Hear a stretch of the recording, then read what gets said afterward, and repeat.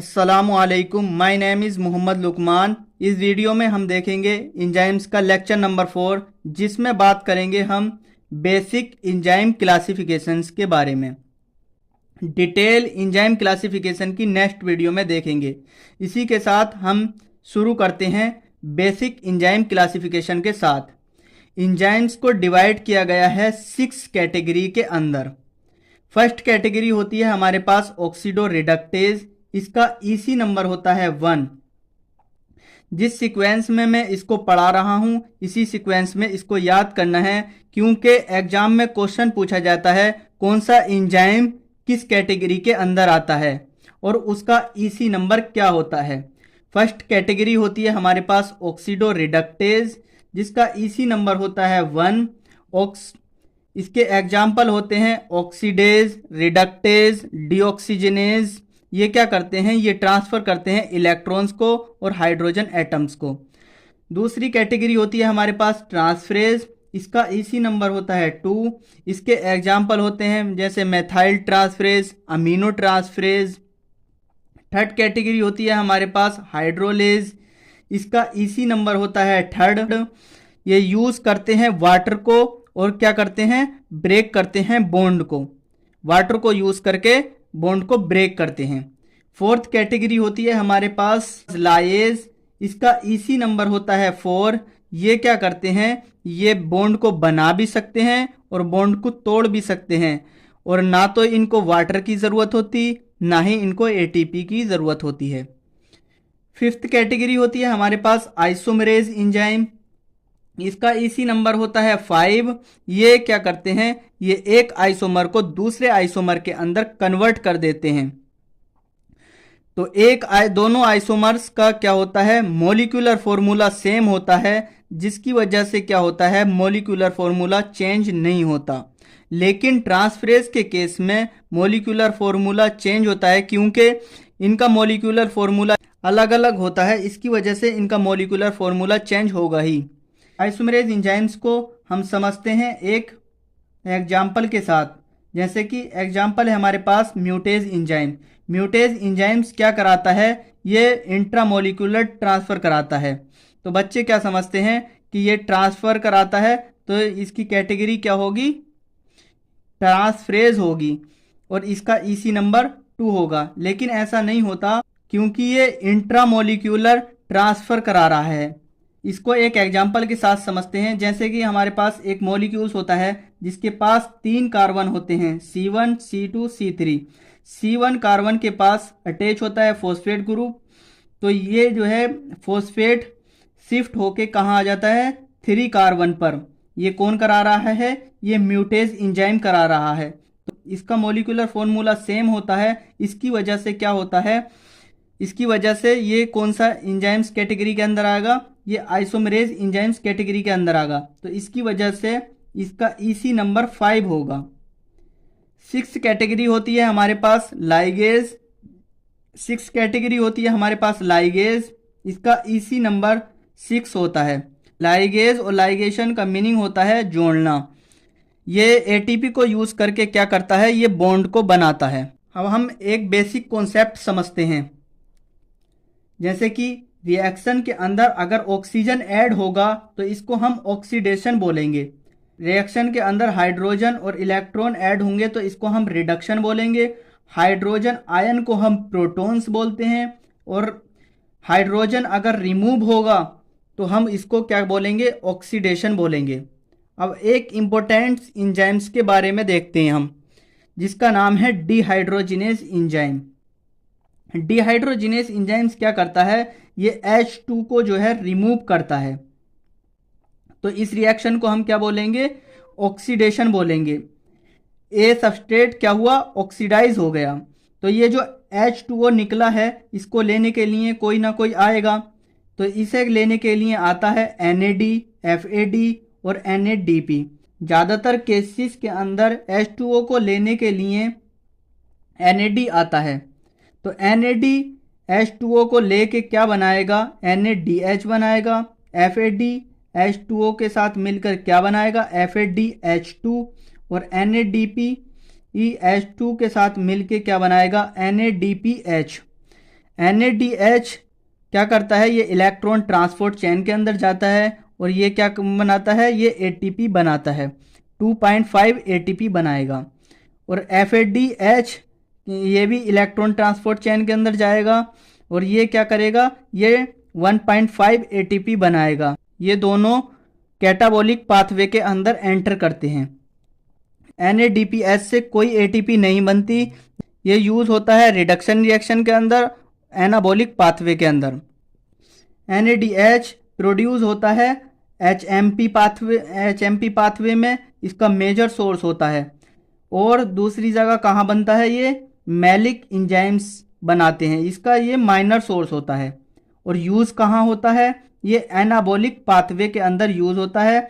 इसमें इंजाइम लगता है रिडक्टेज।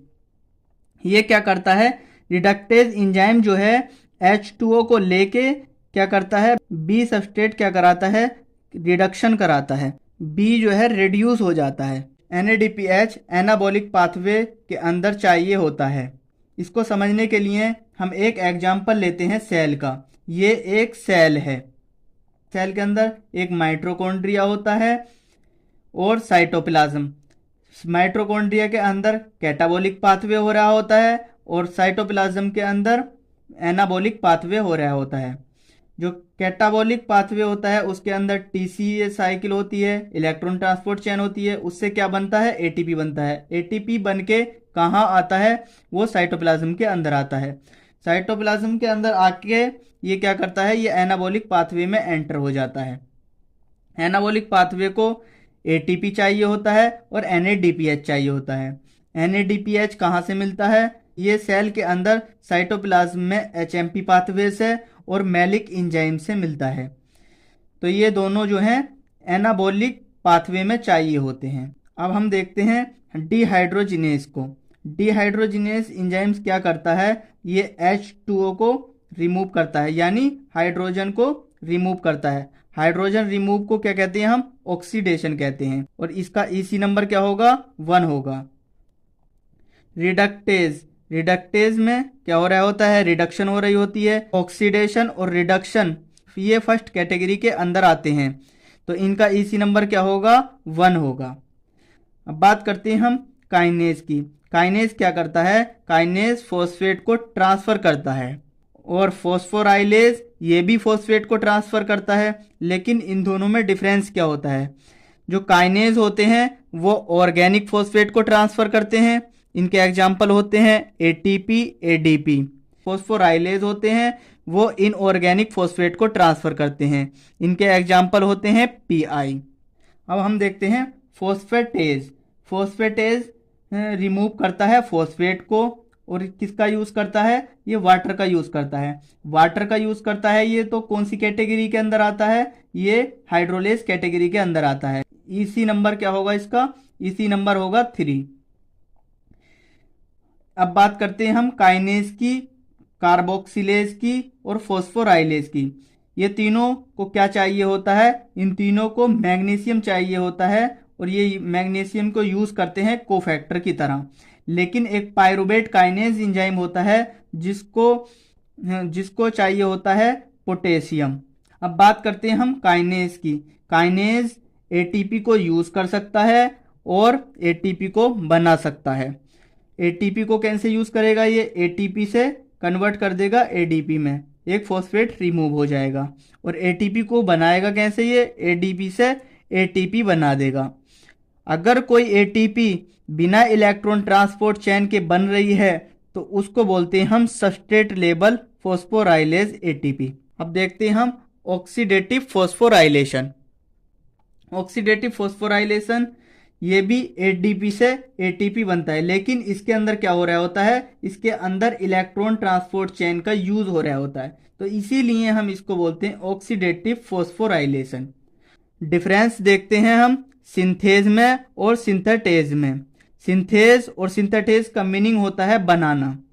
जो सिंथेज होते हैं वो ATP का यूज नहीं करते, तो इनकी कैटेगरी होती है 4 कैटेगरी, मतलब ये लाइएज कैटेगरी के अंदर आते हैं, क्योंकि लाइएज एंजाइम जो हैं ये ATP का यूज नहीं करते। और इनका EC नंबर क्या होगा, 4 होगा।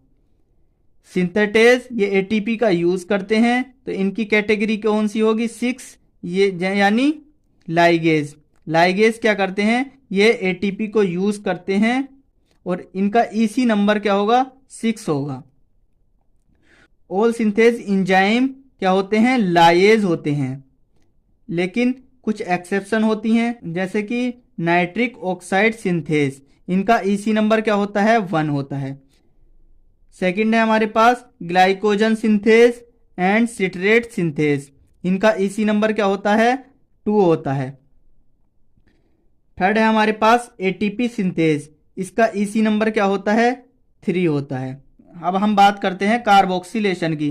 कार्बोक्सिलेशन में कार्बन डाइऑक्साइड ऐड हो रही होती है और इसका ईसी नंबर होता है 6 और इसको रिक्वायर्ड होती है एटीपी की, बायोटिन की, कार्बन डाइऑक्साइड की और मैग्नीशियम की।